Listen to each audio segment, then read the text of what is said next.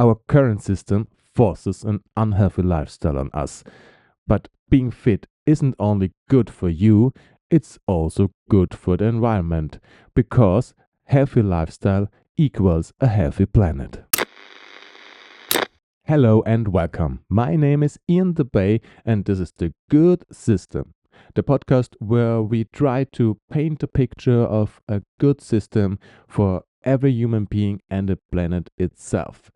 It's a deep dive from my blog iandebay.com where I also write about these same topics, the good system and the system change. Welcome. Our current system is sick. Not sick as young people say if they mean good. Do they still? I don't know. But what I mean with sick is being unhealthy or ill. And this is not a new thought. We all, and I think we all know it for a long time, that this system is unhealthy and has forces us into an unhealthy lifestyle. But in last summer, it really clicked. And I had a second thought. I have high blood pressure. That's a social disease. Almost 1.3 billion people in the world do have hypertension, as it is the medical term. And it's interesting that in low and middle income countries, hypertension is rising. And why is that? Because these countries now have or to want to be like the northern countries, or the high income countries, and copy their system. And with the system, there comes the rise of risk factors. We'll talk about the risk factors in a time. Last year, when I was on rehab because of my hypertension, two things came to my mind. First, the system is sick, as I said earlier, ill, unhealthy. And the second thought was a healthy lifestyle, being healthy, is good for a healthy planet. I came up with an equation: a healthy system equals healthy people equals a healthy planet. Let's first talk about why the system is sick. And if you have listened to any other episode of my podcast, which you really should do, you know that I think our current system is broken, is sick, it doesn't work anymore. And being on rehab gave me proof that our system really is broken, because most of the people there had health issues because of stress, wrong nutrition, and too little sport. Well, Ian, you might say, it's an individual problem and not a systemic problem. Be right, but only to a small degree. Let me tell you why. Living in a capitalistic, consumeristic system, you have to be productive all the time. And if you want to eat something, it has to be fast. And the most fast food is bad for you. It's bad food. And also you need to be everywhere fast. So you take your car or you take the e-scooter. You don't take the stairs but the elevator just to be fast. But that means you move less. You have less exercises. And all this combined makes you sick. And we know, at least I know, and I'm sure you know also, that it's false, that having stress and eating this food and don't move that much isn't good for us. But we can't escape from it. First, we have to work. We need the money. The money makes so much pressure. Then there are the ads who are selling us the food, which looks delicious in the ads. It doesn't when you get it, but in the ads, and you want the food. And also you want the car just to represent that you have the money, you work too hard. And this pressure makes even more stress, makes us even more eat the wrong food, and makes us moving less. And the capitalist system is really good in what it does, because it makes us sick. And that's good for the system, because then it can sell us drugs to make us healthier, to make us believe that we get healthy. It's often the same company that produces or sells unhealthy food and supplements to lose weight. The supplements don't work, but it's not of interest from these companies. They just want to sell you their products. The system also squeezes the workforce, the productive workforce, till they are sick, and just to make the private wealth of the capitalists bigger. And then when the people are sick and you live in a developed country where you have an established health system, they go on rehab paid by the public so that they can afterwards work again for the private capitalists and make the wealth even bigger. And of course, these people in rehab need to take medicine because in 3 weeks you can't fix a whole life and make everything good. So you are imprisoned in the system. The capitalist gets the money, the public pays the bill. And you are only valuable as a person as long as you are productive. And that's why you go to rehab paid by the public to be of value. Of course, in a country like mine where the population gets older, there are many elderly people at rehab. And it's not to keep them productive, but to stay alive because they are mostly the ones who vote for the established parties in the system. Don't get me wrong, it's good that people like me get help, but it's not the people who need to get fixed. It's the system that needs to get fixed. A good system doesn't make people sick. It helps them staying healthy. And of course, there will always be people be sick because of genetics, accidents, illnesses, or whatever. And it's very important to help these people to get healthy. And if this is not possible, that they have the best life possible.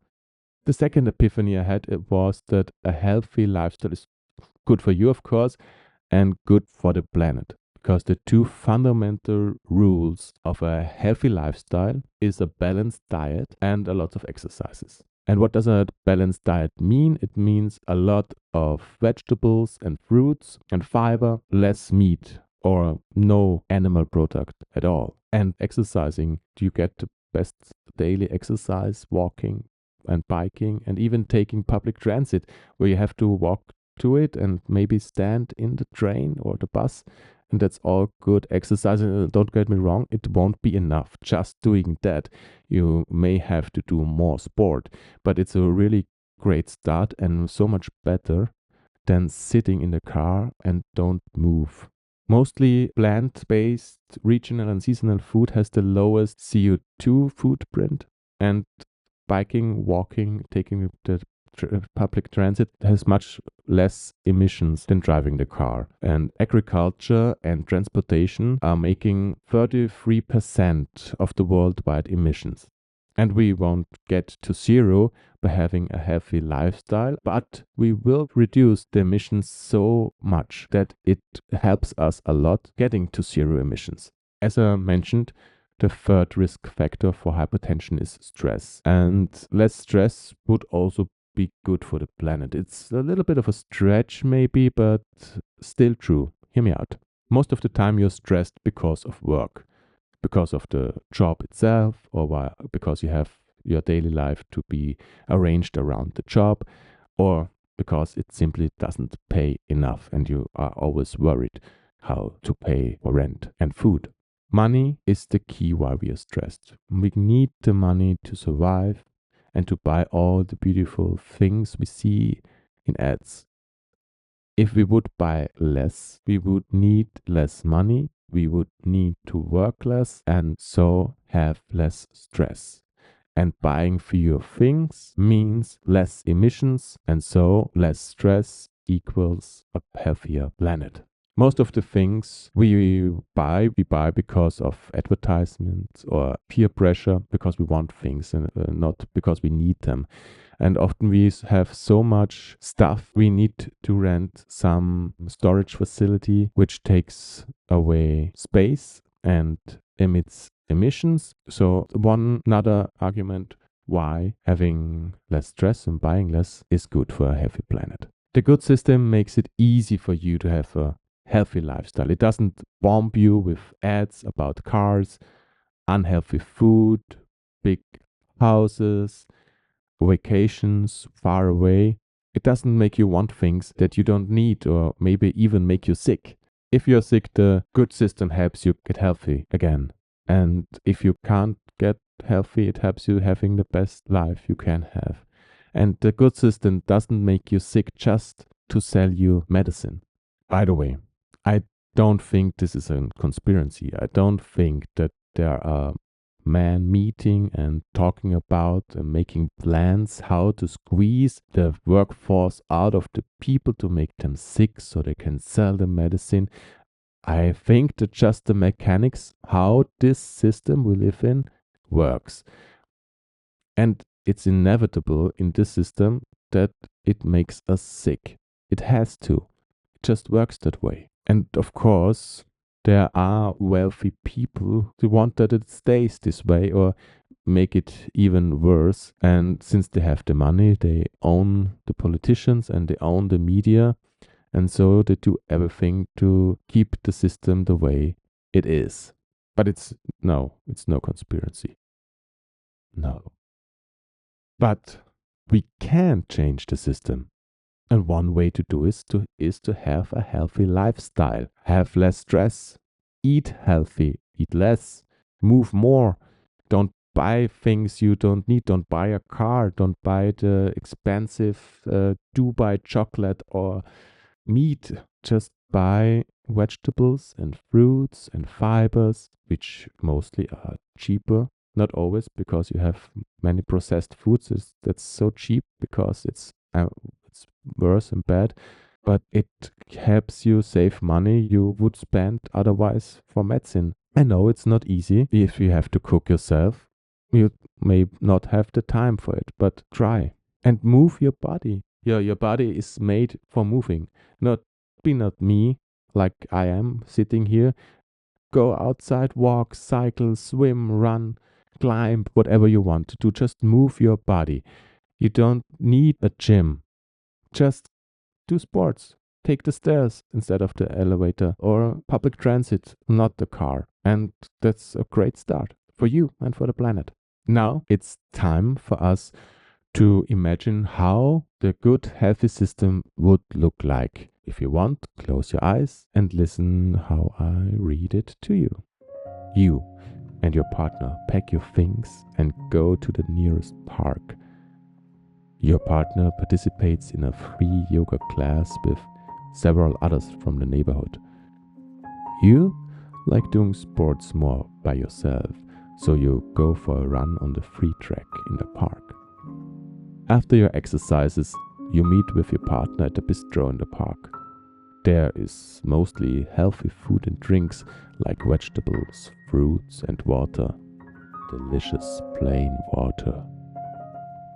You can other things buy there like chocolate cookies and soda, but they are more expensive because they are taxed higher and they are not advertised.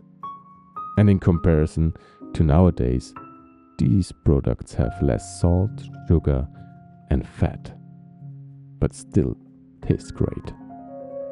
You talk to your partner and she says that the nice new neighbor you met at the neighborhood council was also at yoga. He asked if you want to go swimming together. You agree and meet him at the public pool the next day.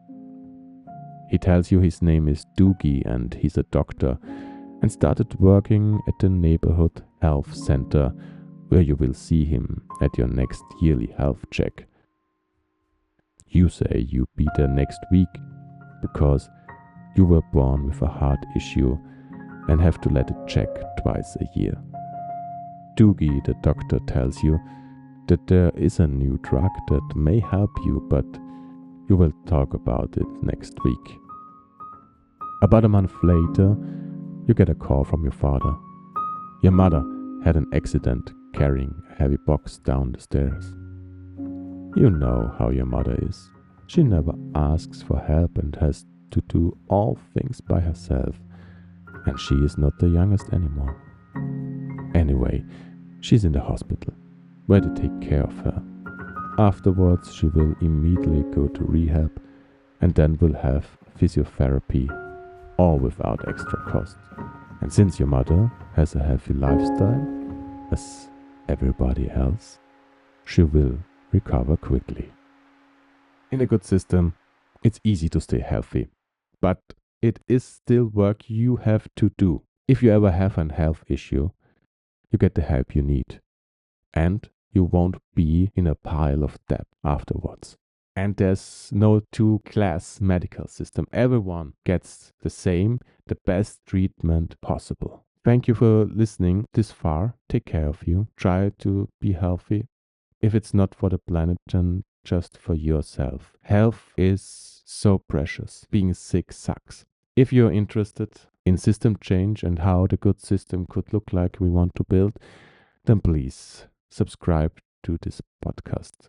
And if you want and can, please rate it and review it. You can also comment to the episodes of this podcast on Spotify and on YouTube. And if you are already listening to this podcast or watching the video version of it, then please subscribe to the channel and give a thumbs up if you want, and click the bell button so you get a reminder when a new episode is online. Please visit my blog iandebay.com, where I write about the good system, and you can find all my social profiles, the links to it. I mean, yeah, that's it for this episode. Thank you for listening. Till next time, Ian DeBay.